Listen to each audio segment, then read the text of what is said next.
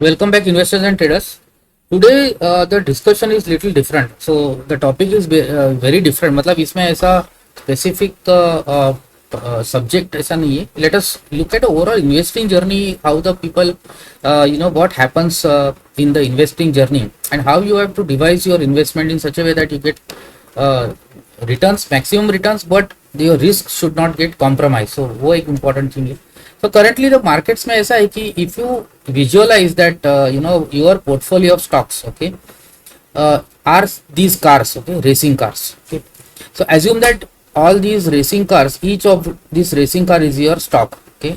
You are holding these stocks in your portfolio, for example. So these are all Formula One racing cars. Now what happens is, okay, there are certain cars which go fast, certain cars which go slow, and certain cars which go steadily in between. Okay. So when you are having such type of a portfolio where all the cars, okay, there are some cars which are going pretty fast, but then there is risk involved because then they might crash and they might be up in flames. Okay, so they will be out of the race. Okay, so those stocks, there are those stocks, Wari renewal kind. Okay, and there are certain stocks like for example, like here, if you see here, HDFC's, ICICI, HDFC Bank of the world. Okay, over here. Then there are certain Asian Paints and Pidilite we are very at the back. तो अगर आपको ये portfolio अगर आपका device करना है और आपको कार सिलेक्ट करनी है, like if you want to select stocks in the portfolio, what you have to do, see basically, see I'll tell you first how mutual fund view how they will buy the cars.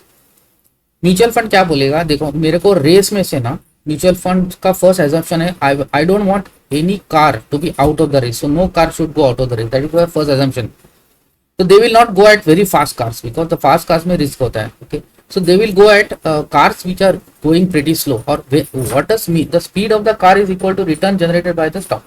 Okay, higher the speed, higher the returns, lower the speed, lower the returns. Okay, so if that is what is the anomaly, तो mutual fund क्या बोलते हैं कि mutual fund बोलेंगे देखो मेरे को return कम मिलेगा चलेगा, आई don't want very high returns, but I don't want any car to be out of the race. Okay, so none of these cars should go out of the race. That is the basic assumption.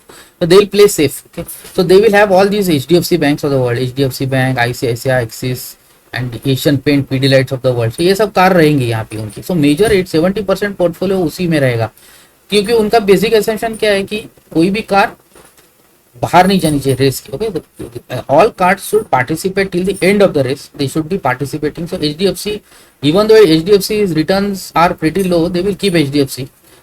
So if you see your Reliance, HDFC are like Quant Mutual Fund has taken huge position in Reliance Industries. So this is Quant Mutual Fund, Quant Small Cap Fund, direct plan growth. Okay, अभी आप देखते हैं कि small cap fund में quant mutual fund का 26.9% 3 year annualise return है. Okay, so they given good return. Okay, on a 3 year basis. एक साल में देखोगे तो ये आपका 50% रिटर्न है, बहुत बढ़िया. और 6 महीने में देखो तो 13.5% है. 1 मंथ में it has given negative returns, -2.28%. तो आप बोलोगे कि ये म्यूचुअल फंड जो है ना, ये इनको सेफ गेम खेलना है, और they will be having some cars which are pretty fast runners, but major part will be steady runners. Okay, but 1 month में आप देखोगे तो उसका निगेटिव है. अब इसमें कौन से स्टॉक है, अब ये है स्मॉल कैप. ओके, अब अगर आपका स्मॉल कैप में ये रिलायंस इंडस्ट्रीज क्या कर रहा है इसमें. Okay, so why do they have 9.63% stake in Reliance Industries in a small cap fund? That is the point to be noted here.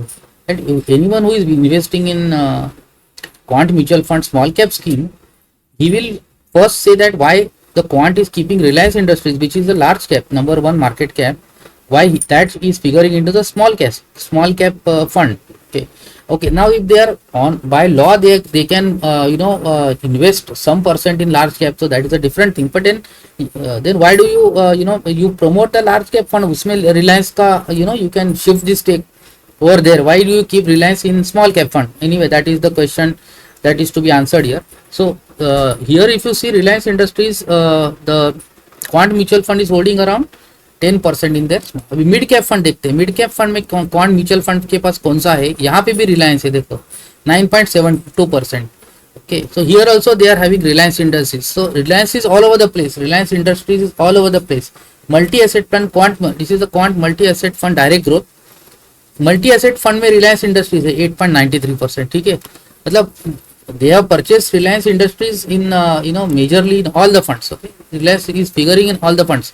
Here also, if you see here, 9.37% is Reliance Industries, where it is Quant Focus Fund Direct Growth. यहाँ पे भी Reliance Industries है, मतलब they have bought Reliance almost all the scheme. If you see your infrastructure fund direct growth, इधर भी Reliance है at topmost holding 9.65%. So that is how it is. Mutual funds, they want to play a safe game. Abhi Reliance Industries was hammered down by the FIs in the last 15 days after China's stimulus, and Reliance Industries crashed from 3000 around 3050 levels to directly 2671 levels. And mutual fund में क्या होता है ना कि ये सब what they do is that they play very safe game. So I'm not sure whether how much returns that how much interest of investors they have in their mind. That's a different issue, but this is what happens when you invest in mutual fund. Like now retail investors are investing in SIPs in the mutual fund, so that is how it is. So you need to have a proper portfolio manager to take the interests of small investors into mind when you are managing funds. अगर आप fund में अगर 10-10 11-11% का Reliance industries लेते रहोगे हर एक every scheme, even small cap scheme में भी आप 10% रिलायंस रखोगे, और Reliance, as you know, don't have much levers for growth as such. As you know, only they have announced a 1:1 bonus. So why the Quant mutual fund is holding this 10-11% in almost all the schemes? Okay, Reliance Industries. That is something, some puzzle or a mystery to be solved. Anyway, let us move ahead. Coming back to our example here, where all these are all your stocks. Okay, this Ferrari car जो है ना, ये सब stock है. अभी कैसा है कि म्यूचुअल फंड का तो मैंने बता दिया कि इनको एक भी कार बाहर जानी नहीं चाहिए, एक भी कार को आग लगनी नहीं चाहिए. Not a single car should go out of the race. All the car should have good corporate governance. They should be having very high ROE. They should have steady growth. ऐसा नहीं exceptional growth नहीं होगा तो भी चलेगा. They should be steadily growing. So this is how mutual funds will devise these cars, okay, in a Formula 1.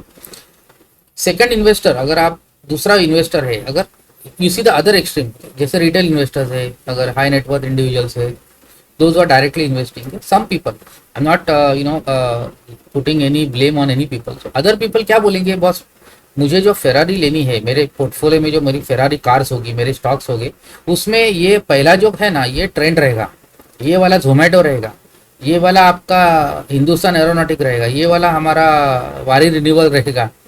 तो ये सब मुझे स्टॉक चाहिए, हाई बीटा स्टॉक्स. ओके, तो वो क्या करेगा, इसमें सब कार्स में सभी कार्स जो है इसमें सब हाई बीटा स्टॉक रखेगा.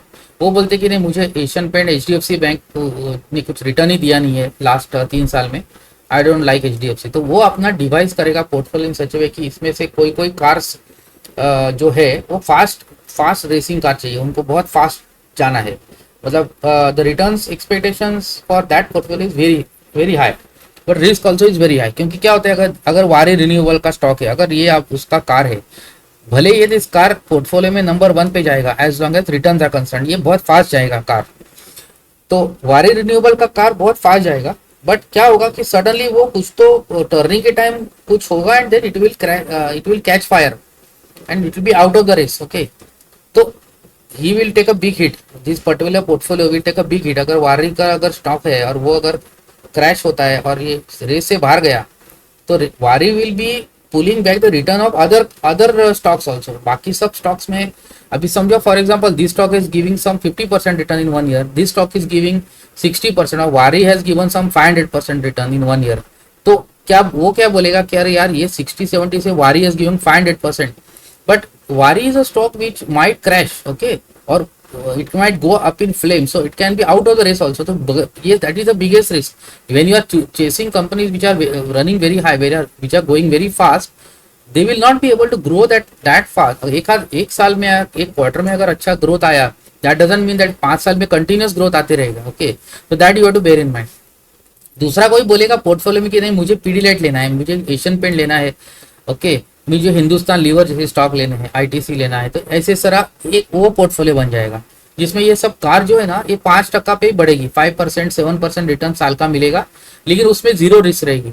इन द सेंस अगर कुछ निगेटिव न्यूज आती है तो हिंदुस्तान लीवर गिरेगा नहीं, तो इनकी कार धीरे धीरे आगे चलती रहेगी. ये पूरा पोर्टफोलियो है ना, if your this portfolio consisting of Asian paints, Pidilite, Hindustan Unilever जैसे स्टॉक्स, HDFC बैंक, ये से जो स्टॉक से अगर ये पोर्टफोलियो होगा तो इसमें रिटर्न बनेगा नहीं ज्यादा, ओके 7-8% रिटर्न बन सकता है ईयर में, लेकिन दिस पोर्टफोलियो ओके स्लोली एकदम धीरे धीरे चलेगा, लेकिन this sort of a portfolio will not gate impacted by Israel Iran war. Israel Iran war से कोई लेना देना नहीं इनको, चाइना स्टिमुलस से नीचे नहीं आएगा, ये धीरे धीरे धीरे अपना आगे चलते रहेगा। तो ये एक टाइप का थिंकिंग है, ओके। तो ये कस्टमर को या तो इन्वेस्टर को ना कौन से थिंकिंग में हम लोग है, वो पहले तो आपको अपने आप के अंदर झांको, you find yourself, okay, you try to explore how your brain or how are you, and then you pick up the stocks or pick up the portfolio, start creating a portfolio। अगर आपको डर लग रहा है कि समझो कोई stock अगर समझो if it goes up and then suddenly नीचे आता है, so if you are that sort of a person that okay I don't mind even if it comes down, मैं 3 साल के बाद ही देखूंगा, रेस कंप्लीट होने के बाद ही देखूंगा कौन सा कार कितना फास्ट गया है। sometimes some cars will go at very fast speed and then they will slow down, that speed will go down, and sometimes their speed will come down so much that other cars will overtake this car। तो ऐसे सब stocks में चलने वाला है। कोई stock ने समझो 20% रिटर्न दिया एक महीने में, फिर दूसरे महीने तीसरे महीने में 0% रिटर्न भी दे सकता है, तो पर अदर कार्स विल ओवरटेक। सो इसका ये देने का इसका मतलब क्या है कि every investor assumes that I want this car in my portfolio ना, मेरे सब कार ऐसे ही होनी चाहिए कि जो बहुत फास्ट जाए रेस में। बट अभी इसमें ऐसा होता है कि आपका जो when you are designing a portfolio of stocks, okay, आपको देखना पड़ेगा कि इसमें कौन से कार्स कंसिस्टेंट रन करेंगे, कंसिस्टेंटली जो कौन से अपनी स्पीड मेंटेन किए हुए हैं, वो स्टॉक कौन से होते हैं कि जिसमें ग्रोथ आ रहा है कंटिन्यूस बेसिस पे, टेलविंड से सेक्टर टेलविंड से, उसमें सेक्टर ग्रोथ करने वाला है। आपको 5-10 साल में सेक्टर कहाँ जाएगा वो अगर पता होगा तो आप वो कार ले सकते हैं, वो स्टॉक ले सकते हैं। अगर आप वो स्टॉक में ग्रोथ कितना आ रहा है, ओके, वो उसमें कैपेसिटी एडिशन कुछ हो रहा है कि नहीं, कैपेक्स हो रहा है कि नहीं, ऐसे सब स्टॉक देखना है आपको। तो उस टाइप के स्टॉक आपको इस टाइप का पोर्टफोलियो में ऐसे डालने हैं। Most of the retail investors क्या होता है ना, वो सीधा ये वारी रिन्यूएबल जैसे स्टॉक्स में फंस जाते हैं। वो बोलते हैं कि नहीं हमको वैसा ही स्टॉक चाहिए जो सर्किट टू सर्किट जाए, you know it will go to upper circuit, so that is one line of thinking। yeah, I want Shakti pumps, you know, like which goes up 5% circuit every day from 4,000 to 5,000, okay, continuous circuit। that type of thinking रहता है कि I like those type of short। दूसरा बोलेगा तो E2E platform है, वो E2E network that goes up every day 5% circuit, मुझे वैसा स्टॉक चाहिए। some people, some retail investors, they buy that stock। लेकिन जब रिवर्स होता है तो नीचे का जब सर्किट लगना चालू होता है तो उसको बाहर निकलने का मौका ही नहीं मिलता, that stock continuously goes down. तो इसमें आपको एक बैलेंस अप्रोच देखना है कि कौन सा स्टॉक आपको पास पोर्टफोलियो में आप रखोगे कि जो आपको किसी भी अनटोवर्ड इंसिडेंट, जैसे बेयर मार्केट समझो आया, तो बेयर मार्केट में भी वो स्टॉक रेस में रहना चाहिए, ठीक है ना, और वो रेस में अच्छा खासा स्पीड रहनी चाहिए वो स्टॉक की। तो ये कार्स आपको ऐसे सिलेक्ट करनी है कि जो बुल मार्केट में तो भागे ही, लेकिन बेयर मार्केट में रुकनी नहीं चाहिए। बेयर मार्केट में they should not go out of the race. So that way you have to design your model portfolio in such a way that the car should not be very slow also. Model portfolio में आपकी गाड़ी एशन paid जैसी नहीं होनी चाहिए, PD light जैसी नहीं होनी चाहिए। That also you have to ensure that car एकदम इतना स्लो दी जा रहा है कार की, वो फर्स्ट गियर में ही जा रहा है, सेकंड गियर ही नहीं आ रहा है। You have to avoid those cars. You have to see that the cars are running at constant speed और मे बी थोड़ा स्पीड बढ़ते जा रहा है, but you don't want to buy the cars like Waaree Renewables where पूरा 5th gear में cruise control पे जा रहे हैं और वो कहीं तो हिट हो गया। ऐसे भी नहीं देखना चाहिए आपको कि सर्किट टू सर्किट जाए और फिर रिटर्न आए। So the point is when you are designing a portfolio of stocks, you look at high growth players, and you also look at those which have got good corporate governance। उसका promoters को देखो कैसे है, dividend का कैसे देते हैं company, बहुत सारे फैक्टर्स होते हैं फंडामेंटल एनालिसिस में। टेक्निकल्स भी देख सकते हो आप, चार्ट भी देख सकते हो कि उसमें कैसा है। बट कैसे होता है कि ऑपरेटर्स बहुत सारे स्टॉक्स में खेलते रहते हैं and there is a big trap by operators. तो you have to ensure that the stocks you select are not operator driven, because operator should not be able to easily manipulate the stock। उसका जो floating stock होता है वो floating stock में operator can easily manipulate the shares, ठीक है ना। तो उस टाइप के स्टॉक अवॉइड करने चाहिए, low floating stock. You should not invest in low floating stock. फिर 5,000 करोड़ की मार्केट कैप के नीचे वाले स्टॉक में you have to avoid straight away, कितना भी भागे। बिकॉज उसमें ऑपरेटर इंटरेस्ट बहुत बड़ा रहता है, तो वो सब में there is a big trap. तो आपको एक फिल्टर लगाना पड़ेगा कि I which type of stocks I want to buy my portfolio. I want to buy, कोई बोलेगा नहीं मुझे तो HDFC बैंक अच्छा है, कोई टेंशन की बात नहीं, आराम से सो पाऊंगा, और भले थोड़ा कम रिटर्न देगा तो भी I'm happy with it, तो they will go with HDFC bank, ICICI bank, HDFC life, ICICI, ये स्टेट बैंक ऑफ इंडिया, ये सब स्टॉक्स में जाएंगे। IT में वो इंफोसिस, विप्रो में जाएंगे, TCS में जाएंगे, सब blue chips. Then you have auto may they will go into this Maruti, Bajaj Auto type stocks, they will go that. So everybody has to first look inside you and how, what type of a person you are, what type of risk that you are able to handle, what type of returns that you will be able to generate, and then you have to devise a model portfolio for yourself. अभी कैसे होता है कि when you are doing mutual fund में आप पैसे डालते हो तो म्यूचुअल फंड का single portfolio is applicable to all the investors, लेकिन that portfolio does not see ki how the investor thinks. Okay, so when you are devising a portfolio for your own, you create a basket, आप जीरोधा या किसी में basket करो और आप ऐसे stock select करो कि जिसमें बहुत बड़ा झटका ना लगे। अगर आपको आप उस टाइप के नेचर के हो कि जिसमें आपको लगता है कि अगर ऑयल प्राइस ऊपर गया, इजराइल ईरान वॉर हो गया और ऑयल प्राइस ऊपर गया, तो आपका स्टॉक सीधा 10% सर्किट में गया, 20% सर्किट में गया और आपका पोर्टफोलियो हिट हो गया।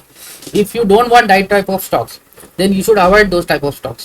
Okay, so every person is different in the stock market. Every person is different by nature, and the stock portfolio selection for each person should be different.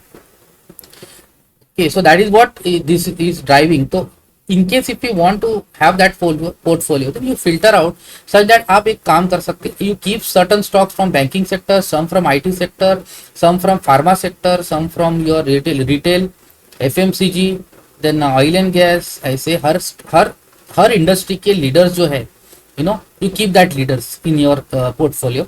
तो उसमें क्या होगी कि certain stocks will go at this car speed, certain stock will go at this car speed, certain stocks will go at that will be having this speed, and some stocks will go slowly but steadily, मतलब बाहर तो नहीं जाएंगे race के।